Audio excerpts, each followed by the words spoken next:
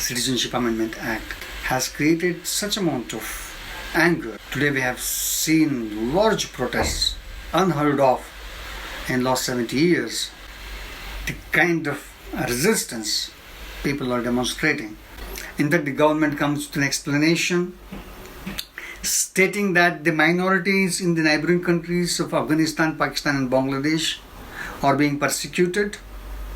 So therefore they have sought shelter in our country, and therefore we need to provide them the citizenship on humanitarian grounds. That why are you restricting it to only certain communities, only to certain countries? We have lakhs of people of Sri Lankan origin living in India who are also persecuted. Now why this selective treatment? We will not accept this kind of a change. And reading of our constitution, be it the preamble, be it Article 14, be it Article 19, 21, makes it very clear that we have a constitution which is very, very secular in its construct. Now, such being the foundation of this constitution, and this law is trying to meddle with that. I think people are angry on that particular aspect. We treat all religions equally, and we do not recognize any religion as a state religion.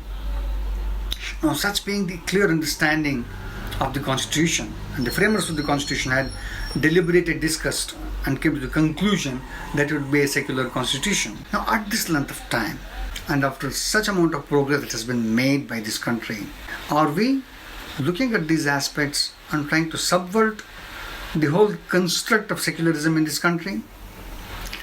This Amendment Act clearly speaks that it is intended to do so. And unfortunately, rather than debating on this particular aspect, rather than having a discussion before its introduction, in a hurried manner, this government brings in such an amendment and affects the very fabric of this constitution. I think today people are asking these questions. It's not the question that whether it is anti-Muslim. It's the question, why do you require religion in our constitution? The government has failed to understand the anger, failed to understand the demand of the people, and trying to use force of such degrees unheard of in last 70 years. Today people are being killed in the streets. Communalization of the politics is one part, that people being persecuted. Today we have a situation very similar to what happened in Gujarat in 2002, in Uttar Pradesh now. I think that is disturbing every person in this country.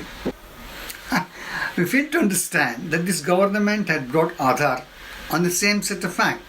When you have already done Aadhaar for the entire nation, why do you require your NPR? Why do you require your NRC? Now, why do you require this National Register of Citizens? Why do you require this National Population Register? These kind of exercises are done during Nazi Germany, and these kind of exercises have helped more polarization rather than unity. That it is asking questions, not only of your identity, but also that of your parents. I think that's unwarranted. In a country which is large illiterate population, a country that has millions of tribals, a country that has lakhs of people who are nomadic tribes, where do they go? What's their condition?